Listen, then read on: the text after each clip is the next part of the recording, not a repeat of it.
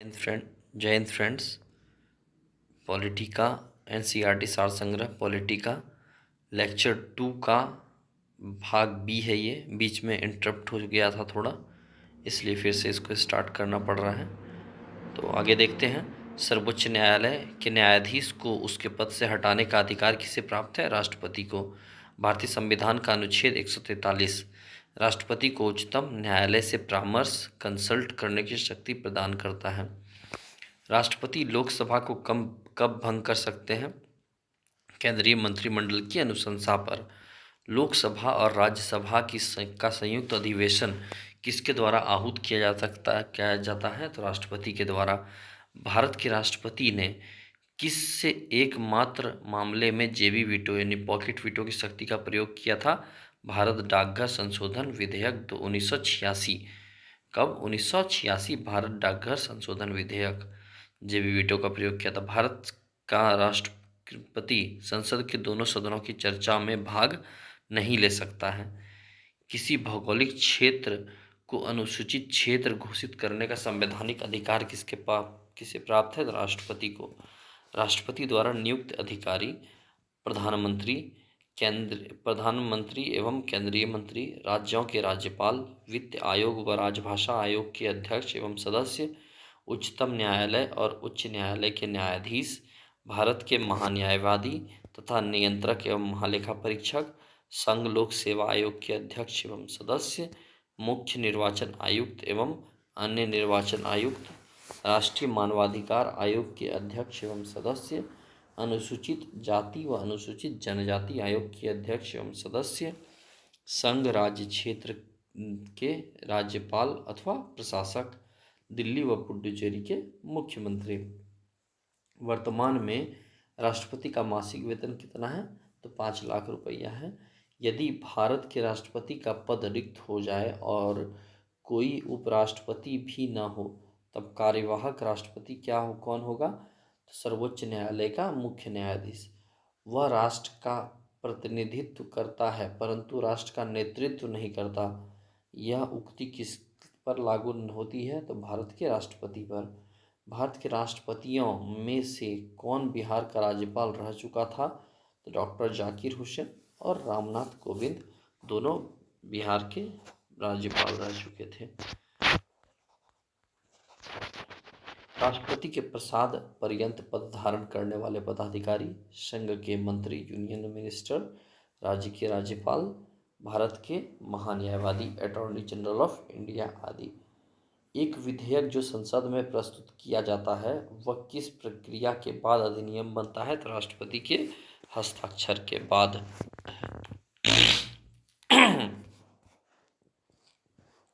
जब कोई विधेयक संसद के दोनों सदनों द्वारा पारित कर दिया जाए तो राष्ट्रपति को उस विधेयक पर अपनी अनुमति रोकने का अधिकार प्राप्त है।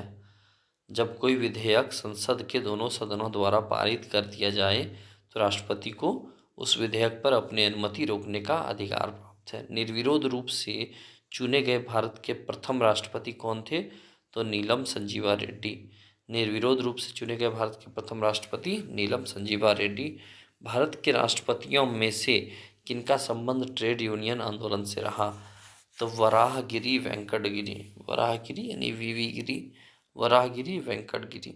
भारतीय संविधान भारत के राष्ट्रपति को राज्यों के मुख्यमंत्री की नियुक्ति का अधिकार नहीं देता है। राष्ट्रपति का कार्यकाल कितना होता है? पद ग्रहण के दिन से 5 वर्ष तक। भारत के राष्ट्रपति को मिसाइल मैन की संज्ञा दी जाती है। किस राष्ट्रपति को? तो एपीजे अब्दुल कलाम को। डॉक्टर एपीजे अब्दुल कलाम को मिसाइल मैन की संज्ञा दी जाती है। भारत के मुख्य न्यायाधीशों में से किसने राष्ट्रपति के रूप में कार्य किया? Justice M Hidayatullah. भारत के मुख्य न्यायाधीशों में से किसने राष्ट्रपति के रूप में कार्य किया? Justice M Hidayatullah. धन विधेयक मनी बिल को पुनर्विचार हेतु लौटाने का संवैधानिक विशेषाधिकार राष्ट्रपति के पास नहीं है, क्योंकि मनी बिल राष्ट्रपति के पूर्व अनुमति पर ही आता है, इसीलिए लौटाया नहीं जाता है। द्रौपदी मुर्मू का भारतीय गणतंत्र के राष्ट्रपति के रूप में कौन सा क्रम था? है तो 15वां। वित्त आयोग की नियुक्ति कौन करता है? तो राष्ट्रपति। राष्ट्रपति के रूप में डॉक्टर राजेंद्र प्रसाद ने सबसे लंबी अवधि 1950 से 1962 तक एवं डॉक्टर जाकिर हुसैन ने कार्यकारी राष्ट्रपति छोड़कर सबसे कम अवधि 1 वर्ष 11 दिन तक कार्य किया था। राष्ट्रपति द्वारा क्षमादान की स्थितियां: जब दंड सेना न्यायालय द्वारा दिया गया हो, जब दंड संघीय विषय से संबंधित विधि के विरुद्ध अपराध के लिए दिया गया हो, जब दंडादेश मृत्युदंड हो। राष्ट्रपति द्वारा क्षमादान किया जा सकता है ऐसे कंडीशन में भी। द्रौपदी मुर्मू भारत की प्रथम आदिवासी, द्वितीय महिला, स्वतंत्र भारत में पैदा होने वाली प्रथम एवं सबसे कम उम्र की राष्ट्रपति हैं। उपराष्ट्रपति, वाइस प्रेसिडेंट। भारत के उपराष्ट्रपति के निर्वाचक मंडल में कौन कौन सम्मिलित हैं? संसद के दोनों सदनों के सभी निर्वाचित एवं मनोनीत सदस्य।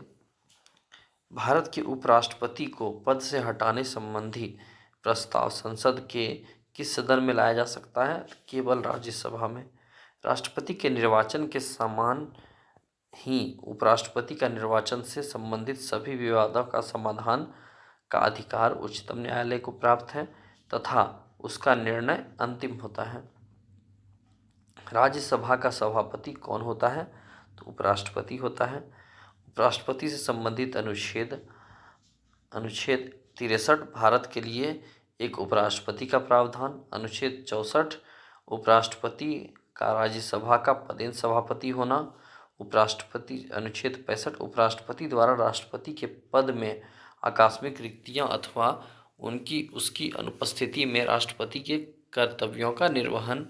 उपराष्ट्रपतियों का निर्वाचन उपराष्ट्रपति का निर्वाचन अनुच्छेद 66। अनुच्छेद 67 उपराष्ट्रपति का कार्यकाल। अनुच्छेद 68 उपराष्ट्रपति के पद की रिक्ति की पूर्ति के लिए चुनाव के संबंध के समय निर्धारण तथा आकस्मिक रिक्ति की पूर्ति के लिए चुने गए व्यक्ति का कार्यकाल। अनुच्छेद 69 उपराष्ट्रपति द्वारा शपथ या प्रतिज्ञान। अनुच्छेद 70 अन्य आकस्मिकताओं में राष्ट्रपति के कर्तव्यों का निर्वहन। उपराष्ट्रपति के चुनाव 71 में उपराष्ट्रपति के चुनाव के संबंधी अथवा उससे संबंधित विषय।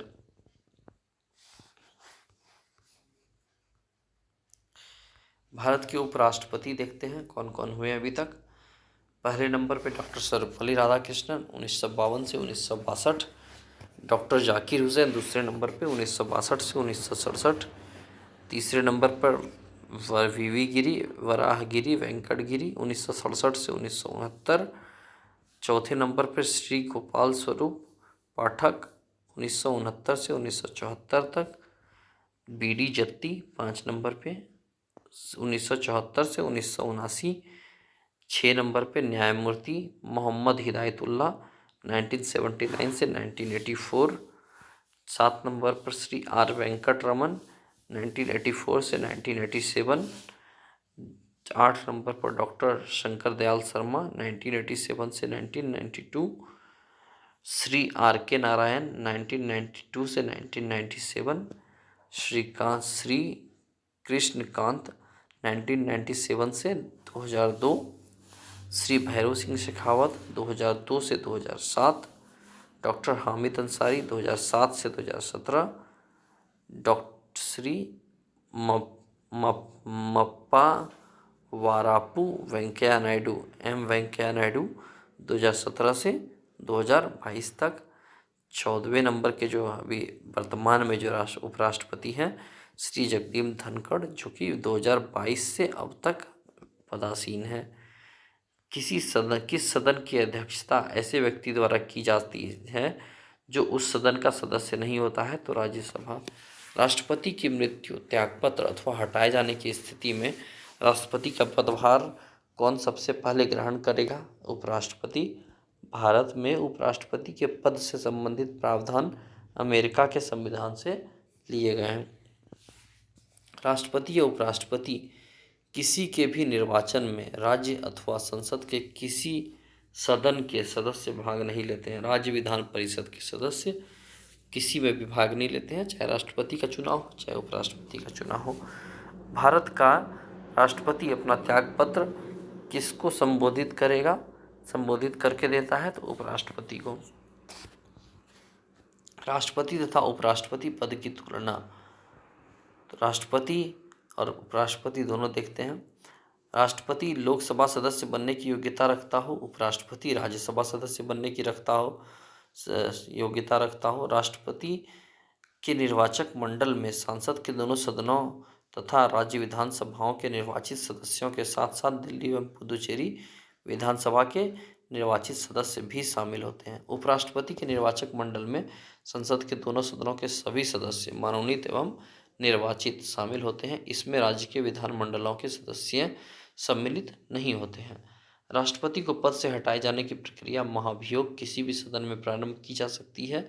उपराष्ट्रपति पद से हटाने का प्रस्ताव केवल राज्यसभा में ही प्रस्तुत किया जा सकता है। उपराष्ट्रपति का वेतन भारत की संचित निधि पर भारित होता है। केंद्रीय मंत्रिपरिषद यूनियन काउंसिल ऑफ मिनिस्टर्स। केंद्र सरकार का प्रमुख कौन होता है? तो प्रधानमंत्री। प्रधानमंत्री की नियुक्ति किसके द्वारा की जाती है? राष्ट्रपति के द्वारा। भारत का प्रधानमंत्री बनने के लिए न्यूनतम आयु कितने वर्ष होनी चाहिए? तो 25 वर्ष। यदि भारत के प्रधानमंत्री संसद के उच्च सदन के सदस्य हों तो वे अविश्वास प्रस्ताव की स्थिति में अपने पक्ष में मत नहीं दे सकेंगे। यदि भारत के प्रधानमंत्री संसद के उच्च सदन के सदस्य हैं तो वे अविश्वास प्रस्ताव की स्थिति में अपने पक्ष में मत नहीं दे सकेंगे। संसदीय शासन व्यवस्था में वास्तविक कार्यपालिका शक्ति किसके अधीन होती है? प्रधानमंत्री के। लोकसभा में अविश्वास प्रस्ताव प्रस्तुत करने के लिए लोकसभा सदस्यों की न्यूनतम कितनी संख्या होनी चाहिए? तो 50 होनी चाहिए अविश्वास प्रस्ताव पास करने के लिए, मतलब लाने के लिए। भारत का प्रधानमंत्री सामान्यतः किस सदन का सदस्य होता है? तो लोकसभा का। राज्यसभा का सदस्य भी प्रधानमंत्री बन सकता है। भारतीय संविधान का अनुच्छेद 75 प्रधानमंत्री एवं अन्य मंत्रियों की नियुक्ति मंत्रिपरिषद के आकार एवं उत्तरदायित्व का निर्धारण करता है। मंत्रिमंडल में कुल मंत्रियों की संख्या प्रधानमंत्री सहित लोकसभा के सदस्यों की कुल संख्या के 15% से अधिक नहीं होगा। यह प्रावधान किस संविधान संशोधन द्वारा किया गया? 91 संविधान संशोधन 2003 में। संसद का सदस्य नहीं होने पर कोई व्यक्ति अधिकतम कितने समय तक केंद्रीय मंत्री रह सकता है? तो 6 माह तक। केंद्र में मंत्रिपरिषद सामूहिक रूप से किसके प्रति उत्तरदायी होती है? तो लोकसभा के प्रति।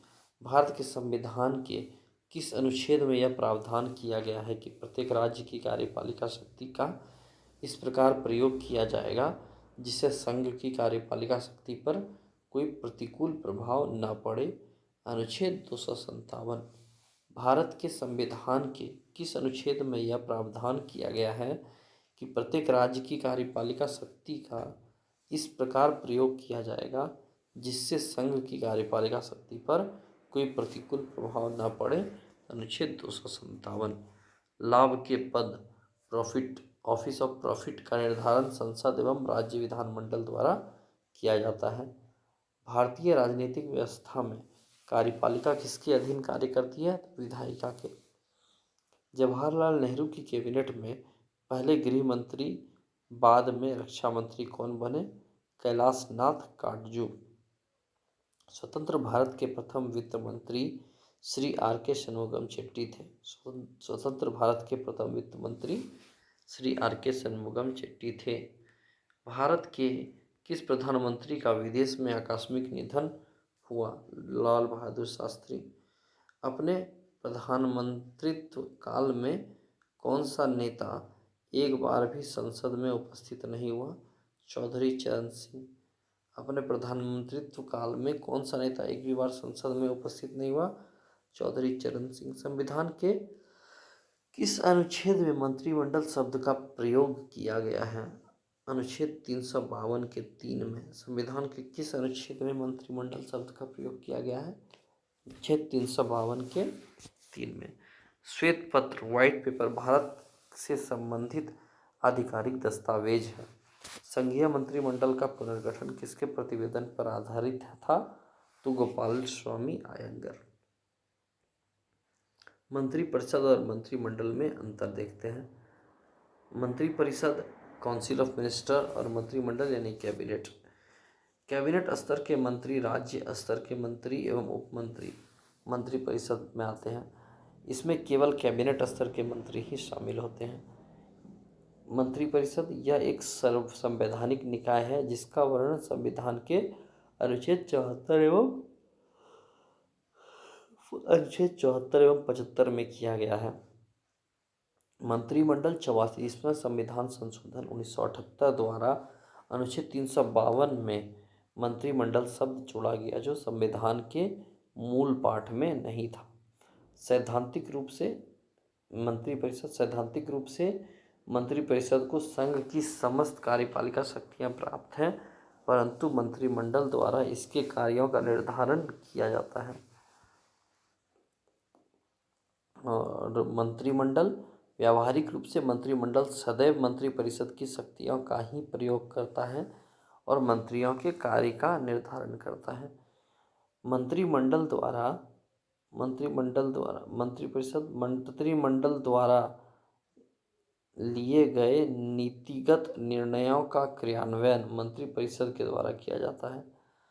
नीतिगत निर्णयों का क्रियान्वित करने के लिए मंत्रिपरिषद को निर्देश देता है तथा निर्णयों के क्रियान्वयन की निगरानी भी करता है।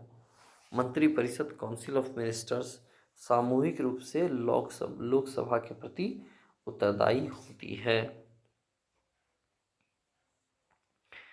महान्यायवादी तथा नियंत्रण एवं महालेखा परीक्षक attorney general and controller and auditor general.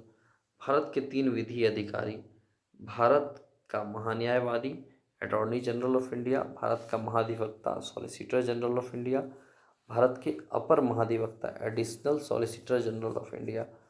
Bharat का प्रथम महान्यायवादी कौन था? MC सीतलवाड़। भारत का प्रथम महान्यायवादी MC सीतलवाड़। भारत सरकार को कानूनी विषय पर परामर्श कौन देता है? महान्यायवादी अटॉर्नी जनरल।